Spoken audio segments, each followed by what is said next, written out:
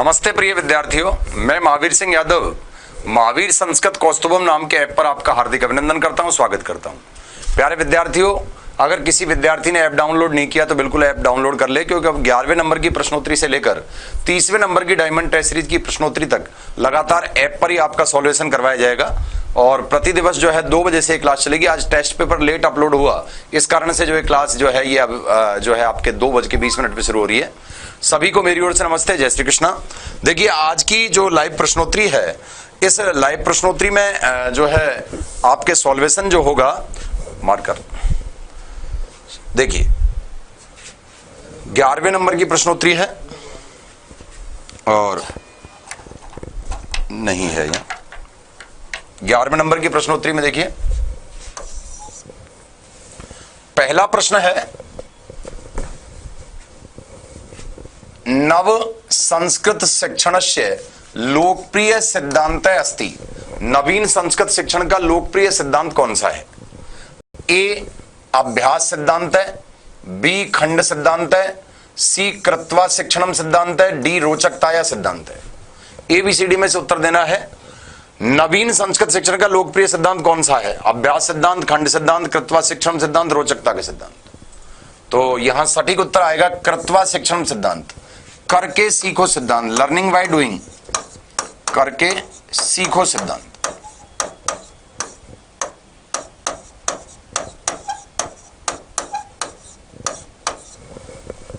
करके सीखो सिद्धांत आएगा इसमें आंसर।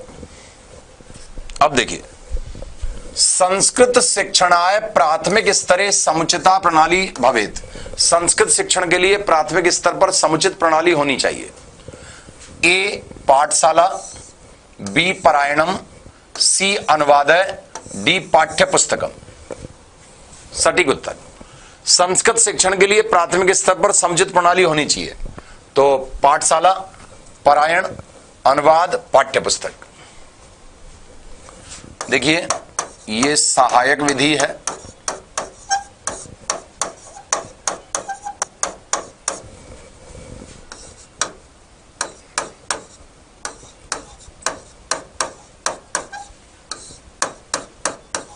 परंपरागत पंडित प्रणाली है।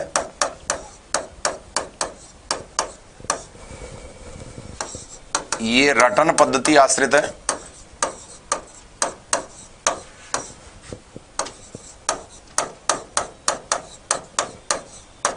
और ये जो विधि है, ये कृत्वा शिक्षणम,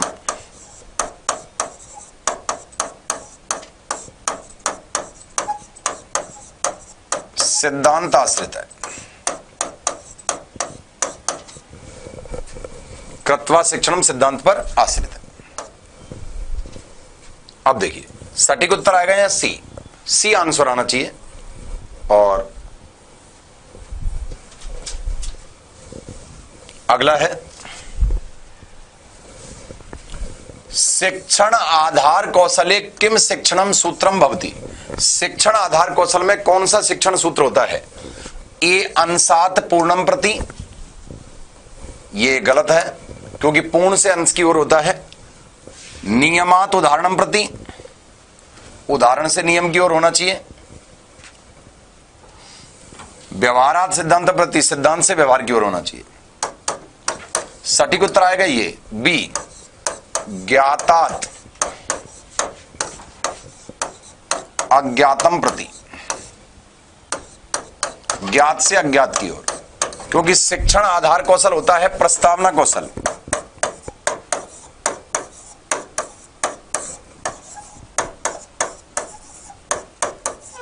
और प्रस्तावना कौशल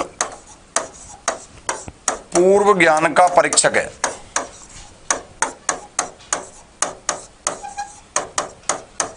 पूर्व ज्ञान का परीक्षण करने वाला है। अब देखिए, प्रभावी शिक्षणस्य शिक्षणम न भवति। प्रभावी शिक्षण में नहीं होता, प्रभावी शिक्षणे न भवति, ये होना चाहिए था। प्रभावी शिक्षण में नहीं होता। ए ऑप्शन में क्रियाशीलता, बी ऑप्शन में स्तर अनुकूलता, सी ऑप्शन में उपचार है, डी ऑप्शन में पूर्वाग्रह है। तो प्रभावी शिक्षण में एबीसीडी में से डी ऑप्शन नहीं होना चाहिए, पूर्वाग्रह। पूर्वाग्रह का मतलब होता है संकीर्ण सोच।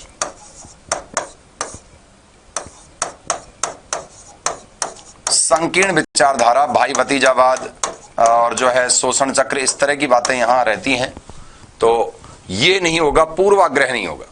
अब देखिए,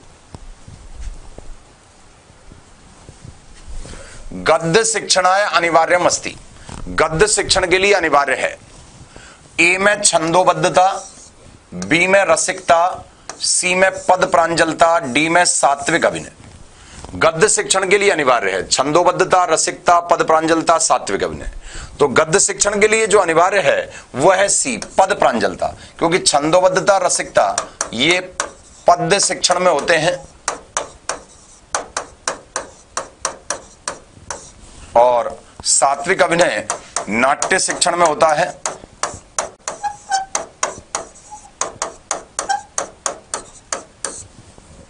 पद प्रांजलता गद्य शिक्षण के लिए होती है।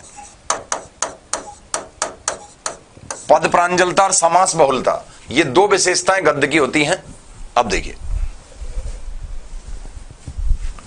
रचना शिक्षणे मूलाधारम भवति, रचना शिक्षण में मूलाधार होता है ए गद्यम, बी पद्यम, सी व्याकरणम, डी अनुवाद है।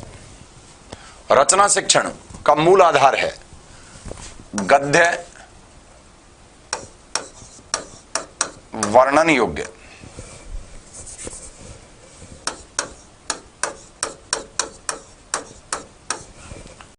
पद्य गायन योग्य,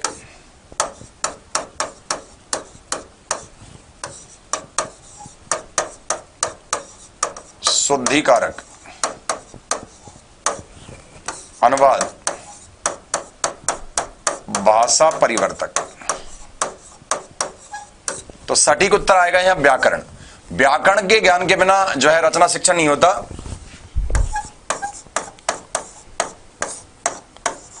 रचना ऑब्लिक अनुवाद शिक्षण को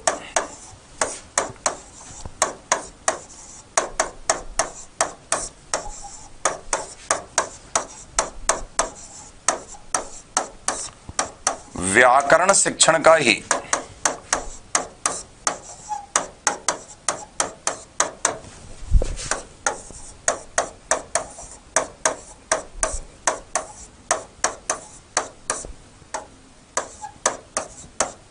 उपभाग माना गया है।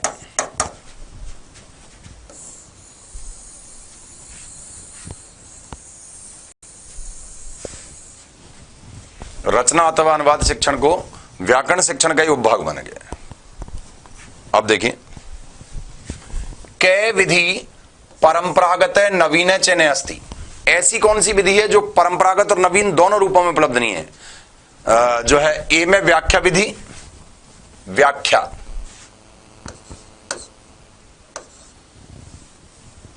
व्याख्या विधि।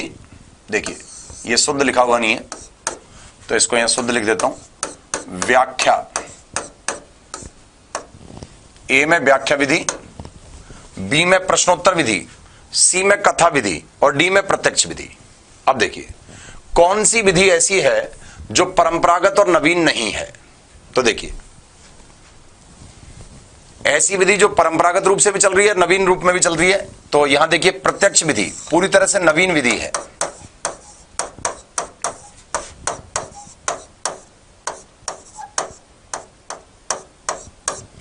और ये जो तीनों विधियां हैं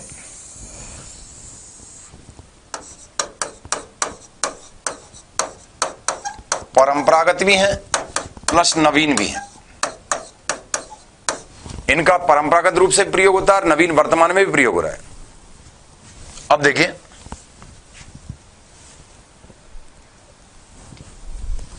कस्मिन् कौशले स्थान प्रयत्नानां विवेक अनिवार्यम अस्ति, किस कौशल में स्थान प्रयत्नों का प्रयोग जो है वो अनिवार्य है। ए श्रवणे, बी भाषणे, सी पठने, डी लेखने। किस कौशल में स्थान और प्रयत्नों का विवेक अनिवार्य है। तो श्रवण, भाषण, पठन और लेखन, इनमें से तो उच्चारण स्थान और उच्चारण प्रयत्नों का ज्ञान बी ऑप्शन भाषण में, अर्थात उच्चारणे, उच्चारण में जो है उच्चारण स्थान,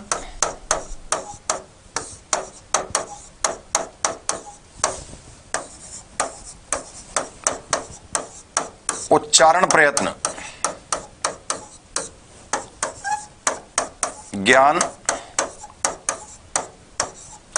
परम आवश्यक है।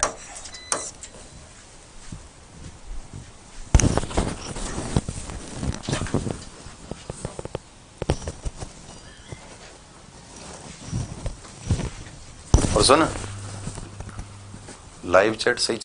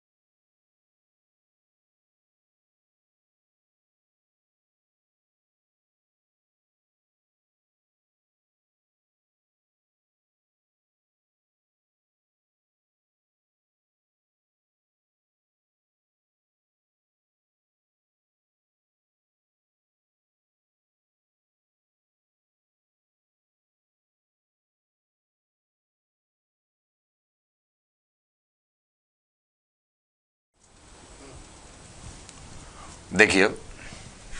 तो प्रत्यक्ष विधि नवीन विधि है, तो ऐसी विधि जो परंपरागत और नवीन दोनों नहीं है। तो परंपरागत और नवीन व्याख्या विधि भी है, प्रश्नोत्तर भी है, कथा विधि भी है, जिनका प्राचीन काल में प्रयोग भी था, अब भी प्रयोग है। वर्तमान में जो है नवीन विधि वो प्रत्यक्ष विधि है, तो नवीन विधि अलग से हो गई इसमें। अब देखिए, कस्मिन् कौशले स्थान प्रयत्नानाम विवेक अनिवार्यम अस्ति। किस कौशल में स्थान और प्रयत्नों का विवेक अनिवार्य है? तो श्रवणे, भाषणे, पठने, लेखने। तो यहां आना चाहिए भाषणे। तो भाषण का तात्पर्य हो गया यहां उच्चारणे,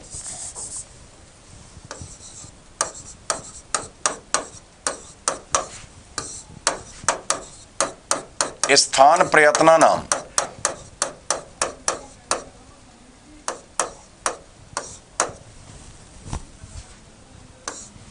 उच्चारणे स्थान प्रयत्नानाम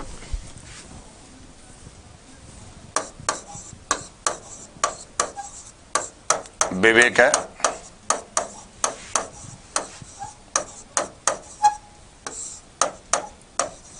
परम आवश्यक अस्ति। तो उच्चारण में स्थान और प्रयत्नों का विवेक परम आवश्यक है। अब देखिए, नाट्य शिक्षणे प्रधान उद्देश्यम अस्ति। नाट्य शिक्षण का प्रधान उद्देश्य है ए मनोविनोद, बी विश्रांति, सी उपशमनम, डी संस्कार शिक्षा। तो देखिए, यहां आपको मनोविनोद, विश्रांति, उपशमन। मनोविनोद का मतलब है मनोरंजन,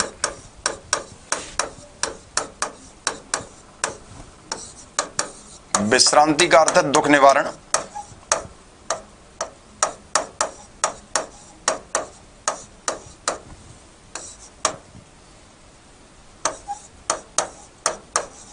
तनाव मुक्ति। ये तीनों नाट्य शिक्षण के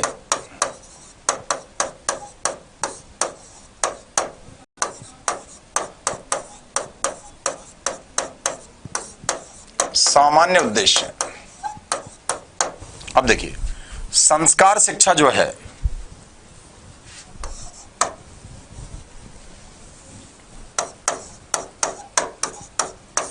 नाट्य शिक्षण का मूल उद्देश्य। नाट्य शिक्षण का मूल उद्देश्य जो है हेतोपदेश जनन होता है, जिसके अंतर्गत संस्कार शिक्षा और चरित्र निर्माण आता है। संस्कार शिक्षा चरित्र निर्माण के लिए आवश्यक है। निर्माण।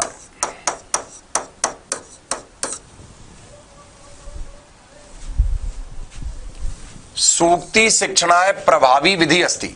सूक्ति शिक्षण के लिए प्रभावी विधि है ए तुलना विधि, बी टीका विधि, सी व्युत्पत्ति विधि, डी गीत अभिनय विधि। तो देखिए, टीका विधि उच्च स्तरीय विधि है,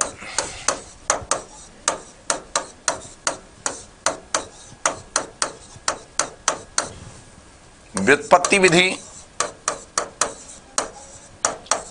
शब्दकोश आश्रित विधि है, गीत अभिनय विधि पद्य शिक्षण विधि है, तुलना विधि सटीक उत्तर है, सूक्ति शिक्षण है,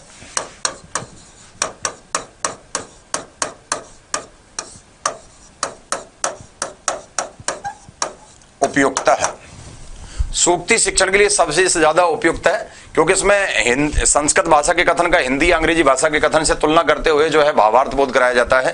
तो इस तरह से यहां ए आएगा। अगला है विधि शब्दस्य लिंगम अस्ति। विधि शब्द का लिंग है ए पुल्लिंगम, बी स्त्रीलिंगम, सी नपुंसक लिंगम, डी अनियत लिंगी।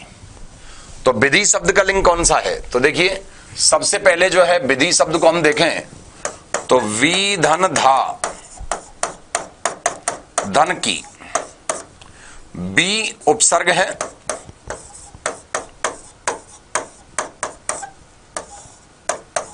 धा धातु है,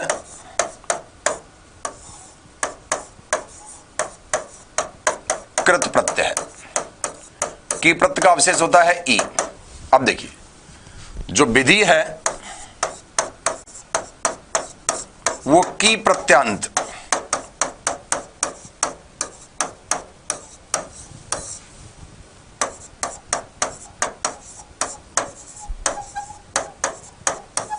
ह्रस्व इकारांत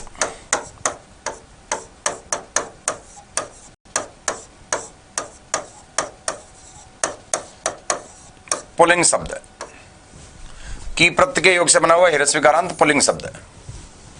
तो यहां ए ऑप्शन आएगा, पुल्लिंग शब्द। उक्त लेखनम अस्ति। इनमें से उक्त लेखन है ए निम्न स्तरीय, बी प्राथमिक स्तरीय, सी उच्च स्तरीय, डी सर्व स्तरीय। तो सटीक उत्तर आएगा यहां उच्च स्तरीय, क्योंकि उक्त लेखन जो है इसमें इसे श्रुतिलेख कहा जाता है।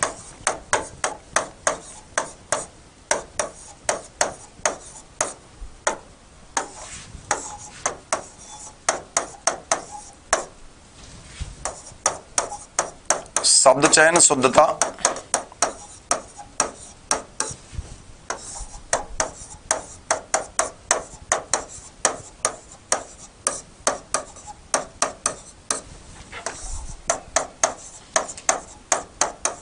विराम चिन्ह बोध,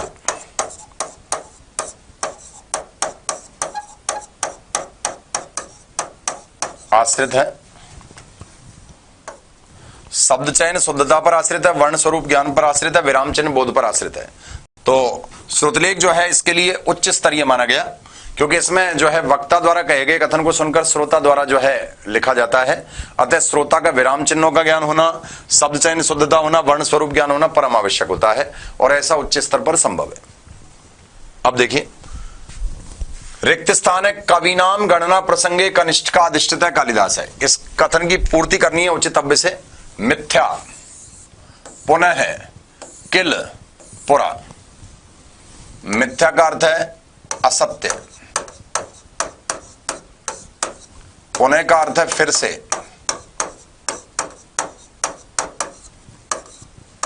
किल का अर्थ है निश्चित,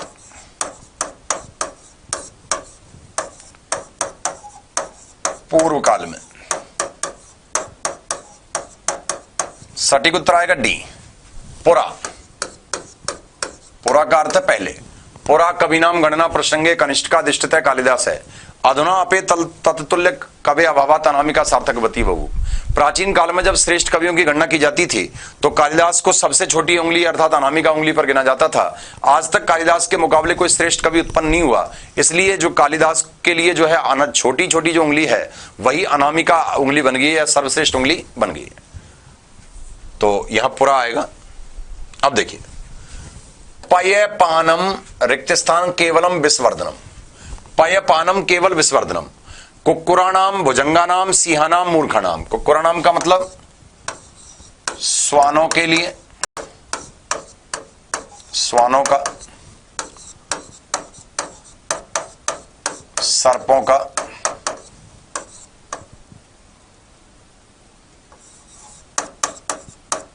शेरों का,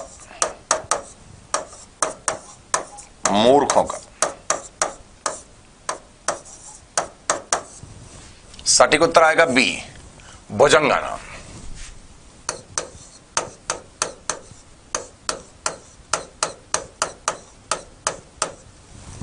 पयपानम भुजंगानाम केवलम विस्वर्धनम, जहर पिलाना जो सर्पों के लिए है केवल विषय वासना को बढ़ाने वाला है या जहर को बढ़ाने वाला है। कहते हैं सांप को दूध पिलाने से उसका जहर ही बढ़ता है, वो जो है दंसना नहीं छोड़ता, इस तरह से। अब देखिए, इस तरह सूक्ति को तोड़ के भी प्रश्न दे सकता है। अहम 12:45 अवश्यम गमिष्यामि, मैं 12:45 पर अवश्य जाऊंगा। तो समय ज्ञान पर आधारित है, तो 12:45 के लिए शब्द होगा ए पादोन एक वादने, बी पादीन दिवादने, सी सपाद दिवादने, डी दिवादने। दिवादने का मतलब है 2 बजे, सपाद दिवादने का मतलब है 2:15 बजे। ये वैसी गलत है। पादोन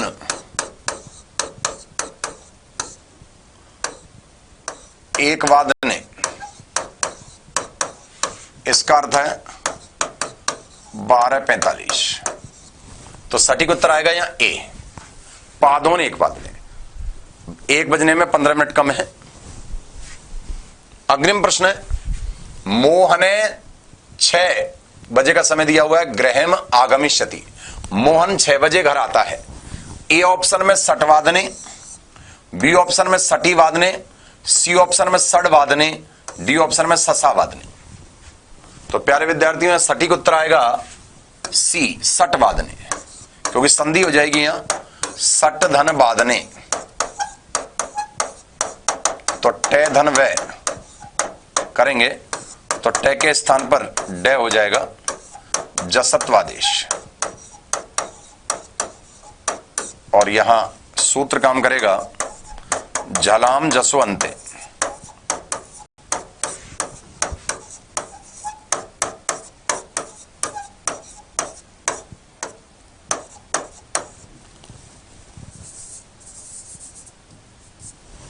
अब देखिए, तो सटीक उत्तर आएगा यहां सट वादने, 6 बजे।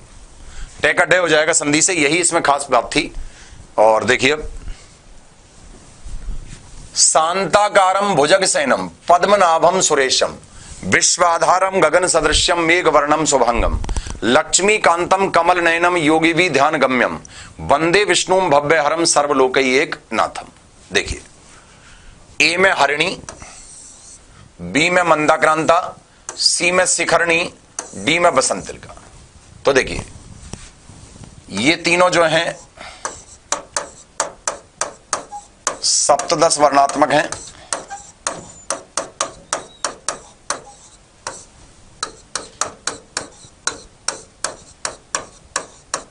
वर्णात्मक वर्णिक छंद हैं।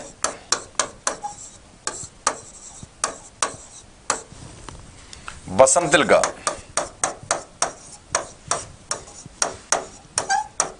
प्रतिचरण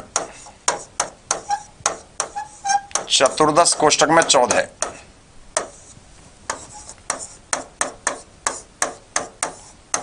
वर्णात्मक छंद है। अब देखिए, यहां शांताकारम देखो 1 2 3 4 4 पर यति है, और 1 2 3 4 5 6 6 पर यति है, 1 2 3 4 4 पर यति है, 1 2 3 4 5 6 7 पर यति है, 4 6 7 पर यति है। तो देखिए, 4 6 7 पर यति अगर होगी तो वहां छंद होगा मंदाक्रांता छंद। यति से ही पता चल रहा है इसका। और मंदाक्रांता छंद होगा 4 6 7 पर यति होगी तो, और इस पर गणचिन्ह भी लगा सकते हैं, गुरु गुरु गुरु गुरु, लघु लघु लघु लघु लघु गुरु, गुरु आदि की वजह से लघु गुरु गुरु, लघु गुरु, हलंत वाले में की वजह से गुरु हो जाएगा। तो यहां देखिए इसका लक्षण भी है मंदाक्रांता,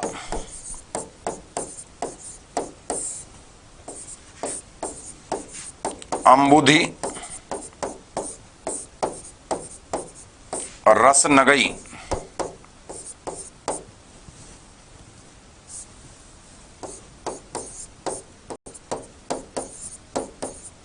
मैं भनऊ तऊ गए युग्म।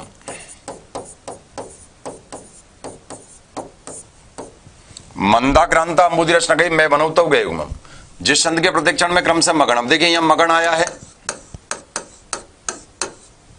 फिर ये 3 जो है ये 3 भगन हो जाएंगे,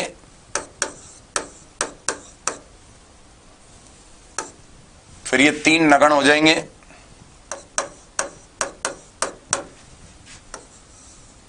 तगन हो जाएगा, फिर आगे आगे फिर तगन हो जाएगा, और ये 2 गुरु हो जाएंगे। तो इस तरह से यहां जो छंद होगा वो मंदाक्रांता छंद होगा। यहां छंद जो है वो मंदाक्रांता छंद है, क्योंकि मंदाक्रांता छंद में 4 6 7 पर तो यति होगी, मगन भगन नगन तगन तगन अंत में 2 गुरु वर्ण होंगे। तो यहां जो छंद होगा वो मंदाक्रांता छंद होगा। अब देखिए क्रिया सिद्धौ प्रकष्ट उपकारकम कारकस्य भवति, क्रिया सिद्धि में जो सहायक है उसकी होती है एक कारण संज्ञा, बी संप्रदान संज्ञा, सी अपादान संज्ञा, सी कर्म संज्ञा। तो देखिए सटीक उत्तर आएगा प्यारे विद्यार्थियों यहां ए। क्यों? क्योंकि साधक तमम कर्णम, क्रिया सिद्धि में जो सहायक है वही कर्ण कारक है। कर्मणा यम अभिप्रेति,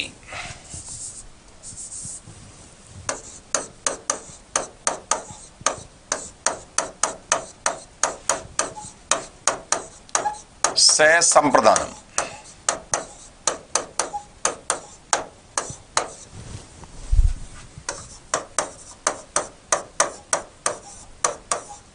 ध्रुवम अपाये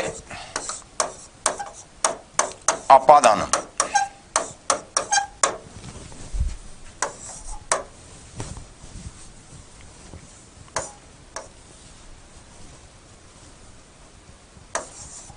कर्तुर इप्सितमम,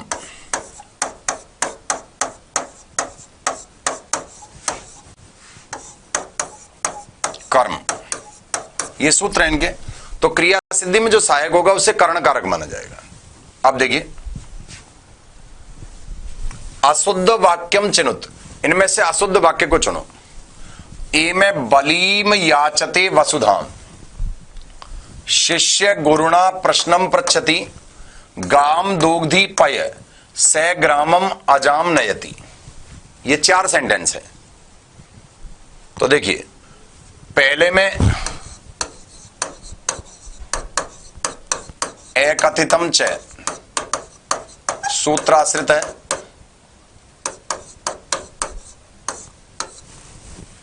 ये भी एकथितम च सूत्राश्रित है,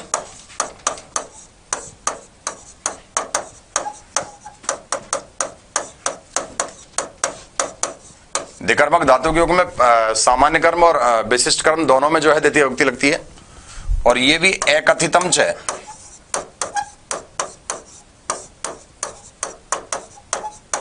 सूत्राश्रित है। अब देखिए सटीक उत्तर यहां बी है, बी गलत है, ये अशुद्ध है। क्यों है अशुद्ध? क्योंकि दोनों ही कर्मों में द्वितीय लगनी चाहिए थी द्विकर्मक धातु के योग में। क्यों? देखिए इसका सही आंसर होना चाहिए था, इसका सही शुद्ध रूप होता तो होता शिष्यः गुरुम प्रश्नम पृच्छति, तो ये शुद्ध हो जाता है इसका। शिष्य है, अब गुरुणा की जगह गुरुम होना चाहिए था। अब देखिए, सर्वस्मिन आत्मा अस्ति, सबके भीतर आत्मा है, इत्यत्र क्या आधार है, यहां कौन सा आधार है? ए औपश्लेषिक है, बी अभिव्यापक है, सी वैषयिक है, डी मूल आधार है। तो यहां सटीक उत्तर आएगा औपश्लेषिक है। आधार आधे का, औपश्लेषिक नहीं आएगा, माफी चाहता हूं, यहां औपश्लेषिक नहीं आएगा भाई, क्योंकि यहां आएगा अभिव्यापक, बी ऑप्शन होगा। क्यों होगा? सर्वस्मिन आत्मा, तो क्या है यहां? सर्वव्यापकता है, सर्वव्यापकता बोधक है, सर्वव्यापकता बोधक है, इसलिए यहां जो है ऑप्शन बी आएगा। क्योंकि अगर आधार आधे एक दूसरे को टच करते हैं, टच नहीं करके सबके भीतर आत्मा है, कॉमन चीज होगी, सभी के भीतर है, सर्वव्यापकता है, तो इसलिए ऐसा होगा, सर्वव्यापकता बोधक है, तो इसलिए सर्वव्यापकता बोधक होने के कारण यहां जो है बी आएगा, सबके भीतर आत्मा है। अब देखिए, संबोधने च सूत्रेण विभक्ति भवति, संबोधने च सूत्र से कौन सी विभक्ति का प्रयोग होता है? ए प्रथमा, बी द्वितीया, सी पंचमी, डी षष्ठी। संबोधने च सूत्र से विभक्ति का जिसका प्रयोग होता है उस विभक्ति का नाम है ए। संबोधने च सूत्र से संबोधन कारक के योग में प्रथमा विभक्ति का प्रयोग होता है, प्रथमा विभक्ति का प्रयोग होगा। हाँ हाँ,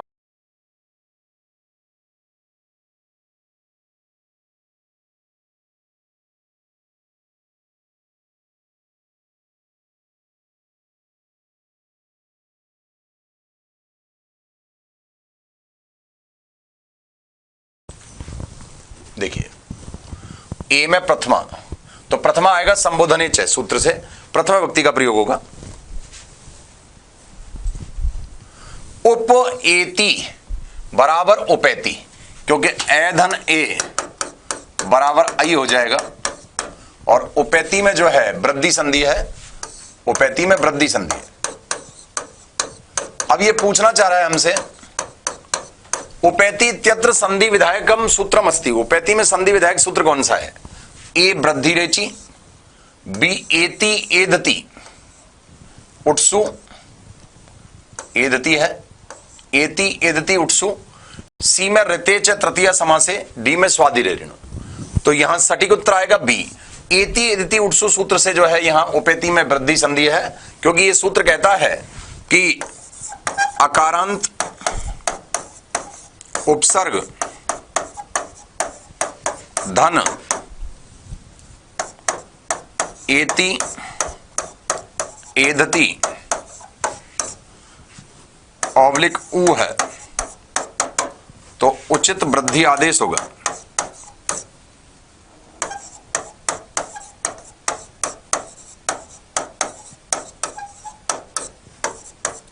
तो यहां जो है एति एति उट्सु सूत्र से ऐसा होगा, अकारांत उपसर्ग हो, उसके बाद एति एदति क्रियापद या उ है शब्द आ जाए तो उचित वृद्धि आदेश हो जाएगा। अब देखिए, कस्य समासस्य ऐश्वपद विग्रह भवति, किस समास में ऐश्वपद विग्रह होता है? ऐश्वपद विग्रह वो होता है जिसमें दोनों पदों में से किसी एक ही पद का प्रयोग हो, दोनों पदों का प्रयोग नहीं हो, पूर्व पद उत्तर पद में से कोई एक ही पद आए। तो देखिए, ए में अव्ययी भावस्य, बी में तत्पुरुषस्य, सी में कर्मधारस्य, डी में द्वंद्वस्य। तो सटीक उत्तर आएगा ए। अव्ययी भाव समास में जो है ऐश्वपद विग्रह होता है, जैसे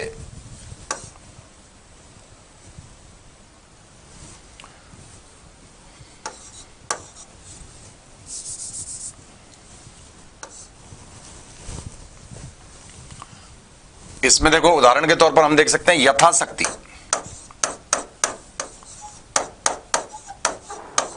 तो शक्तिम अन अतिक्रम में। अब इसमें देखिए, आपको शक्ति शब्द तो दिखाई दे रहा है लेकिन यथा शब्द कहीं दिखाई नहीं दे रहा, तो ऐश्वपद विग्रह हो गया, एक ही पद आ रहा है। तो यथाशक्ति में जो है ऐश्वपद विग्रह, अव्ययी भाव समास जो है उसके 16 विशिष्ट अर्थों में जो है ऐश्वपद विग्रह पाया जाता है। अब देखिए, वृत्त्य अर्थ अवबोधक है वाक्यम। वृत्ति समास समस्त पद निर्माण की जो विधि होती है उसको वृत्ति कहते हैं। तो वृत्त्य अर्थ अवबोधक वाक्यम, वृत्ति के अर्थ का बोध कराने वाला वाक्य कहलाता है समासः, संधि, विग्रह, प्रत्यय। देखिए सटीक उत्तर आएगा यहां विग्रह।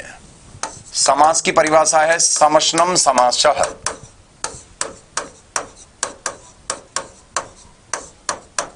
संधि की है परः सन्निकर्षः संहिता। तीसरे में है विग्रह, लौकिक है,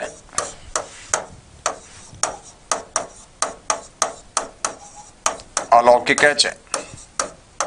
लौकिक और अलौकिक दो प्रकार का है। विभक्ति युक्त भावार्थ को प्रकट करेंगे तो लौकिक है, और जो लौकिक विग्रह में शब्द रूप प्राप्त होंगे उनकी सुप्रत लगाकर व्याख्या हो जाएगी तो वहां जो है अलौकिक हो जाएगा। प्रत्यय है प्रतीयते, विधीयते, इति प्रत्यय है। प्रतीयते विधीयते इति प्रत्यय है। जो धातु या शब्द के अंत में जुड़े और जुड़ करके अर्थ और स्वरूप दोनों में परिवर्तन करते वही प्रत्यय नियम अनुसार जोड़ा जाएगा। तो विग्रह आएगा। समाज वृत्ति के अर्थ का बोध करने वाला विग्रह होता है। अगला प्रश्न देखिए, प्राचार्यः इत्यत्र प्रयोपसर्गस्य अर्थः अस्ति। प्राचार्य में प्रयोपसर्ग का अर्थ है अपकृष्टः, प्रगतः, प्रस्थितः, पूर्वम। प्राचार्य में जो अर्थ है उपसर्ग का, प्रय का हुआ क्या अर्थ है? तो देखिए, प्रगतः आचार्य,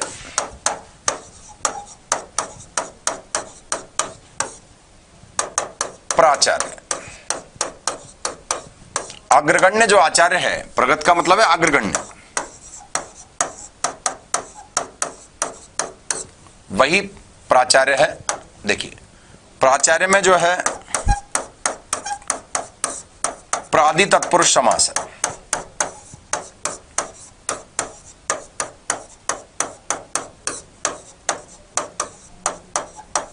प्रादि तत्पुरुष समास है प्राचार्य में, तो यहां जाएगा आंसर प्रगतः। विज्ञानम इत्यत्र प्रकृति प्रत्यय विभज्यताम। विज्ञानम जो है उसमें प्रकृति प्रत्यय का विभाजन करना है। ए में वी धन ज्ञा धन कत, बी में वी धन ज्ञा धन लुट, सी में वी धन ज्ञा धन सत्री, बी धन ज्ञा धन सानच।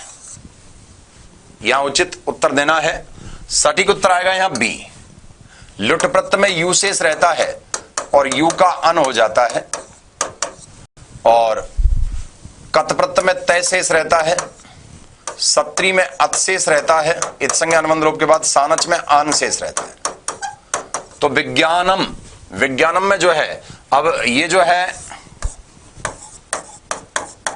लुट प्रत्यांत,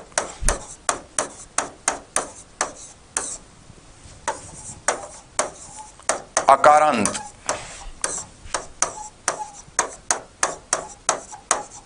नपुंसकलिंग शब्द है।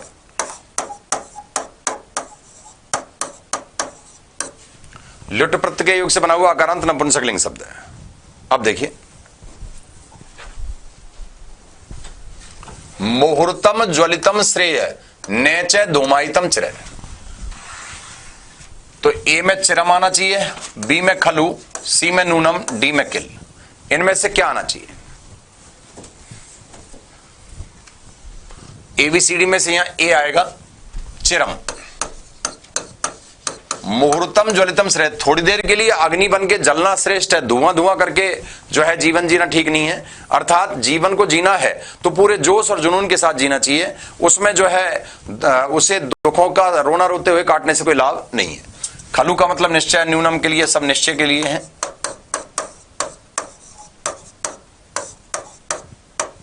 चिरम देर तक, तो यहां चिरम आएगा। सूक्ति की पूर्ति भी होगी, अव्यय का क्वेश्चन भी हो गया। द्रुत विलंबित छंदसी गण भवती।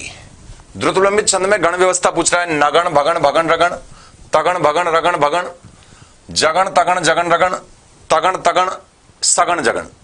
द्रुत विलंबित छंद में गण व्यवस्था पूछी जा रही है। तो देखिए द्रुत विलंबित छंद में यहां जो गण व्यवस्था है वो होगा ए ऑप्शन। क्यों? क्योंकि द्रुत विलंबित छंद का लक्षण है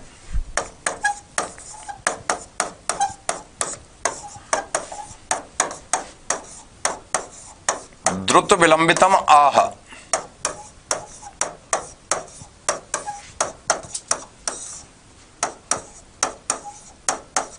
नभौ भरौ।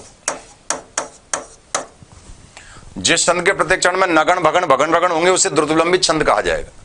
तो नगण भगन भगन रगण ये गण व्यवस्था जो है द्रुत विलंबित छंद की। द्रुत विलंबित छंद प्रति चरण 12 वर्णीय छंद है, 12 वर्णों वाला छंद है जिसके अंतिम वर्ण पर यति होती है। अब देखिए प्रक्षेपण यंत्रम अस्ति। प्रक्षेपण यंत्र है सामान्य दृश्य साधनम, यांत्रिक दृश्य साधनम, श्रव्य साधनम, दृश्य श्रव्य साधनम। प्रक्षेपण यंत्र अर्थात प्रोजेक्टर जो है वो क्या है? एबीसीडी में से इसमें जो है आना चाहिए ए नहीं आएगा दोस्तों, सामान्य नहीं, ये आएगा यांत्रिक दृश्य साधनम। यांत्रिक दृश्य साधन, यांत्रिक दृश्य साधन है ओवर हेड प्रोजेक्टर।